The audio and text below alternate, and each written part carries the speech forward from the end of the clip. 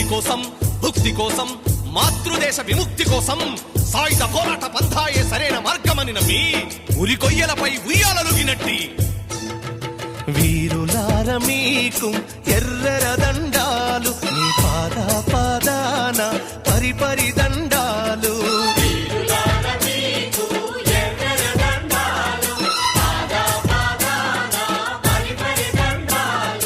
అన్నాలార తమ్ములార అక్కాలార సెలేలార శురులార మీకు ఎర్రర దండాలు, మీ పాద పాదాన పరిపరి దండాలు.